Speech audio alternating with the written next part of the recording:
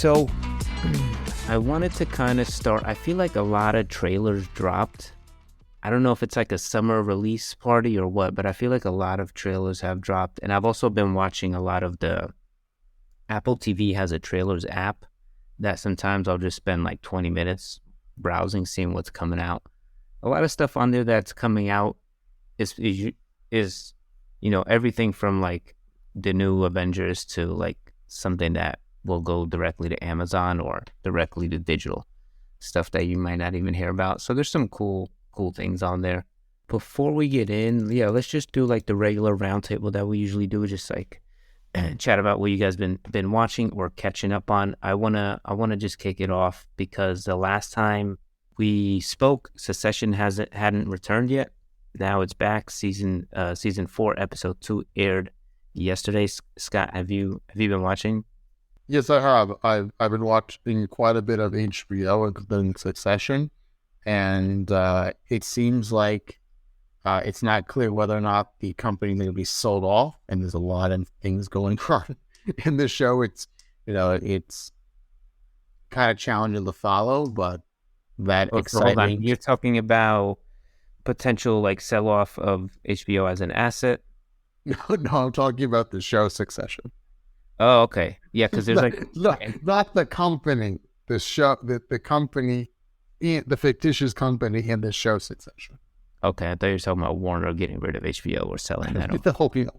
No. That's a whole nother podcast. Yeah, the show has been really good. I think it clearly defines the kids as sort of kind of like meandering idiots who can't really latch on to anything, and they're kind of just jumping from new idea to new idea. They can't really sit still at the adult table kind of thing. But the show was really good. It's still great. I'm kind of glad that it's ending with 4 seasons. I don't know how long these characters can be believably on screen for that long. It's a matter of whether or not what's going to happen with the company, because we're all coming to, is the company going to be sold off? And then there's the end. And so we have the episodes to get to that finish line, if that's what happens. So when you watch the show, are you sort of looking at the bigger thread of like, are they going to sell off the company, or is, one of the kids going to take over? Is that what you're kind of looking at? Well, I think they just don't know what to do with the company because they're so busy trying to figure out what to do with the company and give it to someone else, figure out what the negotiation is. They're not even focused on, it doesn't even matter what the company does anymore because they just want to get rid of it at this point. Well, right now they pulled like the Rupert Murdoch where he sold, Rupert Murdoch sold Fox. He sold all of Fox except, he kept Fox News. He kept the news channels, and that's what Logan Roy kind of did too. He sold Waystar, but he kept ATN, which is the news arm of the company. The final sale hasn't gone through, and now obviously there's some back and forth about whether that's even going to happen. That's kind of always happening in the show. So yeah, I think the show is really good. I'm definitely going to miss these characters because they're crazy, and the show kind of gives you access to the world of like the super, super rich. But you always feel like a little bit superior to these characters because they kind of come across as kind of silly a lot of the times. Has that show reached the point where it's like part of like pop culture now, where it's being like referenced like in other like forms of media and stuff? I think it's more in terms of like prestige television. I think it pretty much it's been the show that has set the bar for like the past 3 years since it's been out. So it gets, there are tons of memes and things about the show because the characters are pretty ridiculous and the writing's really good, but I don't think it's gotten like the mainstream effect like you're saying, but it's had like a different impact, I guess. In terms of like the quality of television making, it's sort of like the North Star, where if you're making that kind of show, that's kind of like what right now, that's what you look to. Like The Sopranos were the North Star of their time. I feel like this is the North Star of the current TV schedule. They're just keeping it short, 4 seasons, and then it's done. It makes me think to want to rewatch the show, The Newsroom, which was also an HBO show, which was Aaron Sorkin written show. It had the same weightiness of The West Wing, where it was all encompassed of the people who worked in the newsroom, but it was kind of humorous to me, just being, working for news companies, but these people never left the newsroom. They would be there like at 3:00 in the morning. They would be there at 5. It was like watching 24, the TV show, because they never went to the bathroom. That show, I think, ran for 3 seasons, but season 1 is really good. I think the other 2 are not good at all. But I think and it's also like a reference to that time period. I think if you go back and watch The Newsroom, it's going to feel extremely outdated just because of how quickly now things have changed. I agree. I've just been watching like sports and stuff. I haven't really been watching any shows or movies lately. That's a good transition, because I was gonna bring up on Netflix. There's a documentary series called Full Swing, which follows a diverse group of professional golfers on and off the course. Yeah, I heard that. And everyone has like good reviews on it. Like people really like it. Yes, it's more or less. If you don't get it, doesn't. I'm not a huge golf fan, but I always wondered what it was like in between them being off, I guess, not the court, off the course, I guess. And the big Masters, for recording it, and you got the Masters on CBS coming up. Everyone, the music, the calm music, the slow dissolve, the over-the-top quietness. What was funny, I actually was when I was watching the documentary, one of the biggest pet peeves of golfers and doing coverage is that the amount of times you hear the phrase Baba Booey. Oh yeah, they still do that? They still do it. So it was, in one episode, I'm like, 1 Baba Booey, 2 Baba Booey, and they didn't edit them out. They keep the natural sound from all the different putts. So it was funny watching that. But it's very competitive, and if they don't, and you very quickly see if they don't make rank, particularly on a Friday, because Saturday and Sunday are the big rounds. If they don't make it, then they go home with nothing. So it brings some excitement to like the slow-paced world of professional golf. Yeah, the major tournaments, they're usually like 4-day tournaments, and I think you qualify for the last 2 days, basically. It's like elimination. So the last 2 days, only the top, let's say half, I don't know exactly, in each tournament might be different.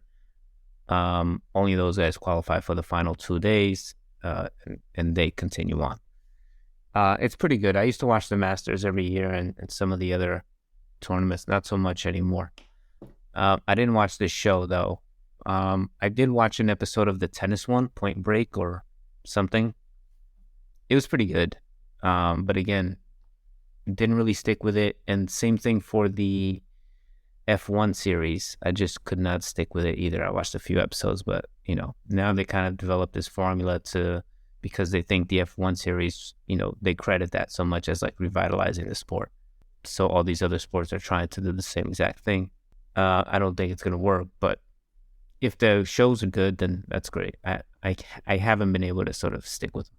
Part of it is the drama between the PGA Tour and Live Golf. That's really when they were producing this. It was about, they were interviewing the players saying like, what are you going to consider Live Golf? That doesn't play out in the show though, does it? It does. Oh, yeah. It does? Yeah. They'll interview various players like, are you going to Live Golf as well? I'm thinking about it. Yeah. A bunch of them went. They took a bunch of money and they had to answer some tough, difficult questions. So you're sticking with that, or are you just sort of curious? I watched 3 episodes, so I'm probably gonna finish. I'm definitely gonna probably finish to see where it goes. It's interesting that they're focusing on these like other sports, instead of like the major sports. Focusing on like car racing, golf, and like you said tennis, So I guess they're filling that was missing for. Yeah, I think because these sports, they only get coverage during majors, right? Golf is like April, June, July, and August, and then it's dead. And then tennis has like a similar schedule where they just focus on these big events that last, a couple weeks. But you really, even though they last a few weeks, you really only focus on the last few days when the best players are remaining. So it's a good way to keep people engaged, I guess. And it also gives you access to like, what these guys do in between golf swings, who they're talking to, what their caddies might be saying, gives you access to their private lives a little bit. So it could connect more people to the sport. That's for sure.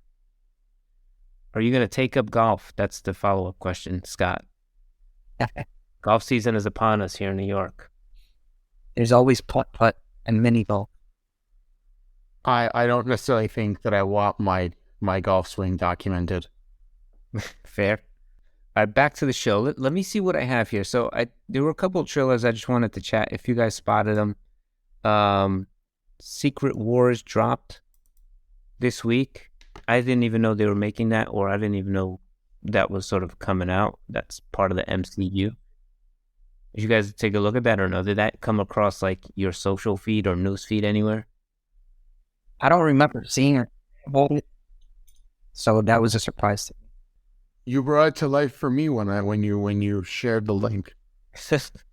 Yeah, I guess I'm on Twitter all the time, so this stuff, all the Variety and film discussion, they always post film news, trailers, etc. So this came up yesterday or the day before.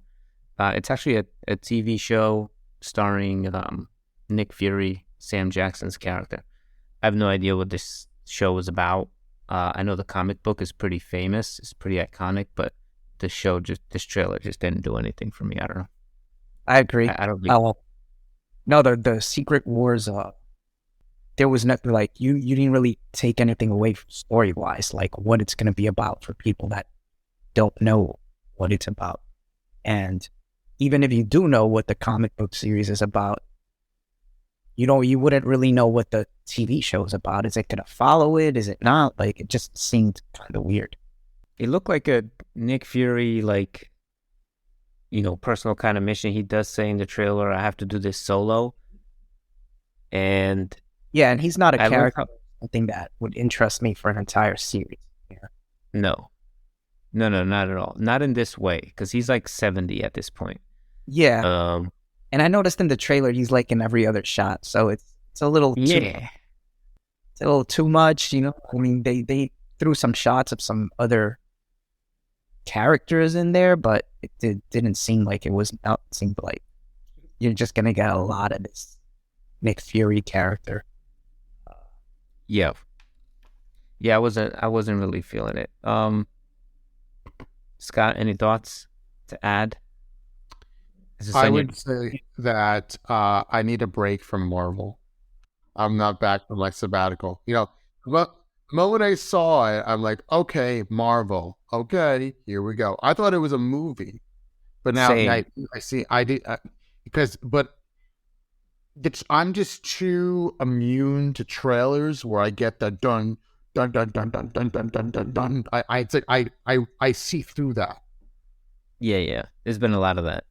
There's stuff that makes me want to go back and watch more Marvel stuff. They're also just, Disney Plus is just also just turning everything into a series to put on their app. And I don't know, I've read that their app is like losing a lot of subscribers, so I don't know if they're trying to bring people back, but like, I think just rename it Marvel Plus, for goodness sake. Yeah, maybe just have a Marvel Plus.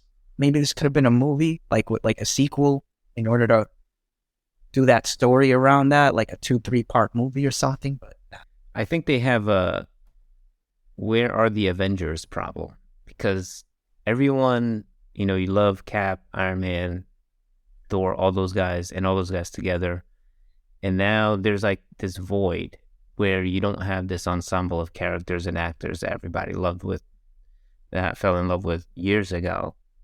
And so you get Nick Fury in his own TV show for 8 episodes every Wednesday or whatever, and that's kind of what 8 episodes they said. I don't know. It's probably something like that. Yeah, I think a lot of people are kind of getting a little bit jaded by the content. But they did also release a new trailer for Guardians 3. I'm probably going to skip that one too, but unless it's on Disney Plus, which then I will watch. They will be eventually, we know. Eventually we'll make it there. Yeah. I don't know if you guys saw the trailer I shared for Master Gardener. I saw it. I'm really interested in that one. That looks dope. Dope. It's my type of movie, A lot of questions, a lot of mystery, and like a central character that, has just the past. You don't know what he is, where he came from. Like, it's just intriguing, It does look good. I think it's about a gardener, literally.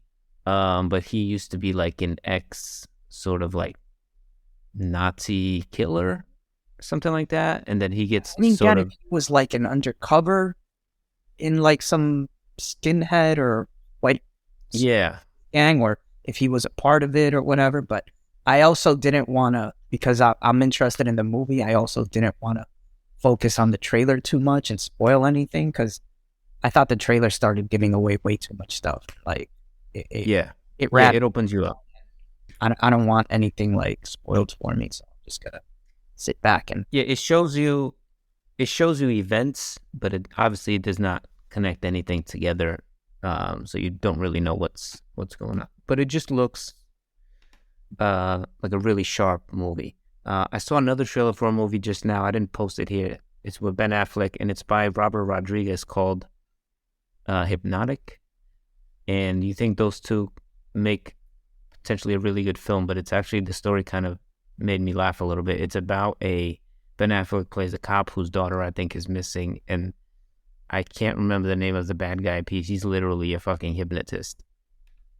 And they do like these interesting visual effects with him, like he hypnotizes people in the way that Jedi sort of hypnotize the stormtroopers, with like, these are not the droids you're looking for kind of way. So it's a little silly, but yeah, again, Robert Rodriguez and Ben Affleck. Ben Affleck, I guess he's hit or miss, but he's been kind of hit lately. I don't know. Did I sell that movie to you guys? I mean, I'll have to check it out. Anything with Robert Rodriguez, you got to expect some sort of like weirdness to it, and it all depends on how he pulls it off. When he pulls it off, he does a great job, but I don't know. It looks fine. I'm probably going to skip it unless it's like on Amazon or something. Speaking of Ben Affleck, any interest of seeing Air in theaters? Nope. In theaters? Maybe. I am interested in seeing that. I do like Ben Affleck and Matt Damon especially. I'm going to watch it for sure. It's a Michael Jordan Nike sneaker story. In theaters, I don't know, maybe. I need to go back to theaters. I'm a Jimmy Kimmel loyalist, so I don't know if I can take myself to compliment Matt Damon. Oh, their beef still going on? Beef? Oh, please. Of course. The beef never expires. I'm waiting for when one of them passes away, the other one's just going to do the tombstone meme where he posts with the peace sign on the other guy's tombstone. Hopefully they don't take it that far. You already did. Let's talk about Tetris, a movie that I was pretty skeptical about coming in because I don't know. I was like, who wants to really know about Tetris? I guess everybody knows about Tetris, and it just felt like another nostalgia play, really, for me. And I think I watched it just because we've all played Tetris and everybody knows Tetris. So I was like, let's just watch Tetris. It did get good reviews, 81 on Rotten Tomatoes. What were your guys' sort of expectations going in? I thought it had a good takeoff, but I felt like... I guess my question is, before watching it, where were you? I thought it was a good trailer. I was into it. I was ready. Pedro? I had the trailer. I just watched straight into the movie. But what were your expectations going into it? Nothing? Yeah, basically. I honestly, I thought Tetris, because I had heard about it and read that there was a Tetris thing coming out. I thought it was a documentary, not a movie.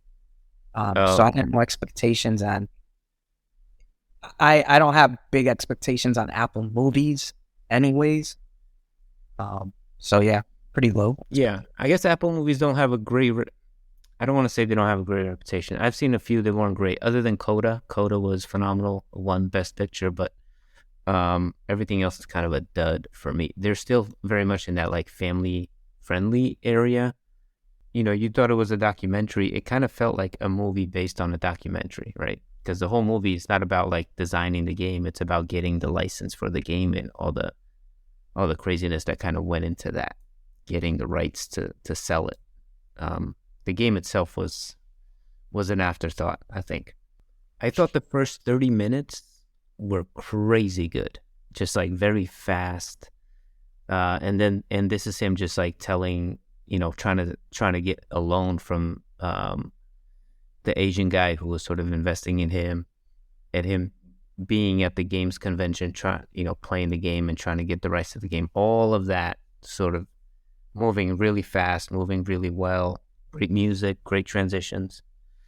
When they get into the Soviet Union, most of the movie takes place there, and it's extremely gray. It's just gray as hell. And it feels like a little bit of a different movie. It still was good, right? Like, we spent a lot of time to... I think both of you guys are right. Like, it started off so good that, like, whatever like decline kind of like happened throughout the movie, it was only a result of like the first 30 minutes, that first act just being like so like fast paced, so tight. it just, the movie started and you were like in the story right away. Yeah.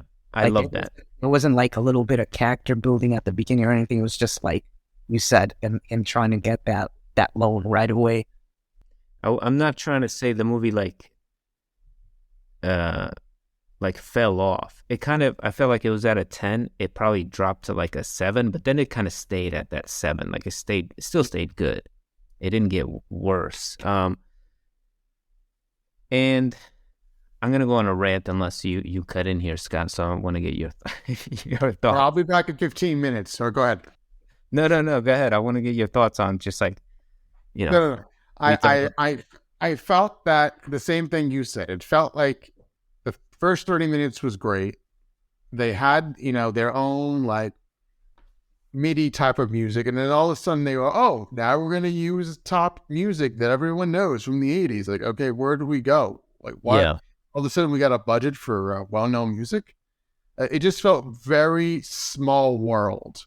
That all the sets were like, it was all enclosed. They didn't really have large scenes and large areas. You didn't see him, all of a sudden he was in Russia, and then all of a sudden he's back in the US. He just jumps back and forth. There wasn't any transition of him going from point A to point B. Just Japan. The only way you would know is just the people who were around him at that moment. Yeah. I didn't mind that. Have a little cut scene like with the animation showing like the plane going. Plane going. I like that. USSR. Again, like the visual language of the movie tied into like these 8-bit graphics. Yeah, like with the plane of him traveling, the opening shot of the convention was all like 8-bit graphics. There's a scene where there's a car chase, and this car chase didn't happen in real life. But you know what I'm talking about? Yeah, when the cars turn into 8-bit, like that caught me up by surprise. But it was nice that they sprinkled that on top to like give it like some sort of life to like what was becoming kind of dull and gray. Like, yeah, I thought that was a nice touch, even though they did it at like a moment of action too. Like every time the cars would crash or collide into something, that was all turn into these pixel cars. But I thought, like, in terms of like the story, I went on Wikipedia right after, as I do after I watch any documentary or movie based on something that's real. So a lot of the stuff did happen. The car chase scene and them like, getting the way they got out of Russia, that didn't really happen. And the rights were a little bit like the game was actually already out. when they were arguing about the rights anyway. Okay. But I did find all that stuff pretty compelling, like the backstabbing, the double play from the Russians, sort of playing both sides against each other, and that the game designer sort of caught in the middle of it all. I did find all that stuff pretty interesting. I just thought the backdrop was kind of, I mean, it is what it is. It's 80s Russia. I don't know what it looked like, but I guess it looked like dystopian 1984. Who knew he was such an expert in legal contracts? In the moment, he was like, okay, there's this, and this, and this. Like, oh, right, he's even better than the lawyer. Wow. Once before I watched the movie, and it's like you find that like, oh, it's a story about Tetris and like the controversy and the stuff that went on behind the scenes. It's like you didn't know anything about it. Everyone's played the game, but you didn't know any of the stuff that went on behind the scenes and like how this game like actually came to be. So the story itself would have sold it. Yeah. It's funny. Then they showed a picture of like the original like cartridge that came out, and it's like the word Tetris over like the Kremlin looking buildings, and it's like, oh, that makes sense. That's why that game had that cover. Yeah, it still had a lot of Russian influence in the game design itself, and the music especially. One thing I was hoping they would play the music, but they kept playing these different sort of renditions of it, and they never actually played the real music from the game. I don't know why that was. It made me want to seek it out afterwards. They weren't able to get the rights to the music. But they have to, yeah, maybe not. Maybe the music, maybe someone else owns the music, because those guys, they own the rights to the company today. So yeah, they sold the rights to Nintendo and all these various other companies, but eventually Hank and the Russian guy who actually developed the game, they started their own company called the Tetris Company, and they own the exclusive rights to the game. And then they, license it out. That's today. And his daughter is apparently the CEO of the company, the one whose play he missed. I read that as well. You guys know me, I've mentioned this before. I'm not a fan of like so many series and stuff being on streaming platforms and everything. I think some things should be told in movie form, but this was one that I think would have benefited from being like a 3-part limited series or something, or like a short series instead of just one movie that was almost 2 hours. Like, I think that first minutes or so would have been like a great pilot, and then split the story up into like 3 or a couple episodes, I feel like when I finished watching the movie and I thought about it, if it would have been in that format instead, it could have had more of those like high moments that the start of the movie had. And it could have, maintained that pace throughout the episodes. Yeah. Would you have continued watching it? Yeah. Yeah, I would have, as long as it was short, like as long as it was like limited to like 3 or 4 episodes, not like a season of something, a couple of short, like 30 minutes episode would have been a One good thing to remember. Just split the story up. One thing to remember, you mentioned that that Apple was into more family movies, but this movie was rated R. So really, was it rated at the point that it could be for families, but it felt very toned down? So I think more maybe because of the violence that there was, which really there wasn't that much of. Maybe some of the language they had to make it R, but really it was up to them. They didn't really have to make rating for them. I don't really know where that R rating comes from, to be honest. I'm trying to think of scenes from the film that would warrant an R rating. There was just an action scene at the end. That was it. That was it, right? Like no one even... one guy gets punched in the face. Drew a gun at the end, but they didn't even fire it or anything, so... Yeah, that is weird. I believe it's for language. Oh, okay. I don't remember what language there was that made it R. Did anyone else think some of the costumes were ridiculous? Like, there were some really bad wigs. Like, just who had the red wig? Oh, you talking about what's his name? I know who you're talking about. Let me pull up this dude's name. There's some like, that it just like the costume and makeup just looked kind of ridiculous. The one person who stood out to me was the guy who played Robert Maxwell. He was the dad of the English media company. That guy. His wig was something. Yeah. I don't know what he wore, that blue suit. Like, yeah, he kind of looked off to me a little bit, but it didn't really take me away from the film. And I thought Hank Rogers' suits. He had the big suit, the big '80s suits. I thought that was on point. So yeah, I thought it was actually all right. It might be a personal preference with me, but that type of stuff takes me out of the moment. And I haven't seen a lot of Apple productions, but the ones I've seen, like, they all kind of like have the same look. It's just like way too clean. Yeah, it's very polished. And it's just like that type of stuff just takes me out of the movies. Like, I haven't seen anything on their platform that has any form of, like, it's hard to explain, but like texture, like grittiness to the look of it. Everything is just super, like you said, polished.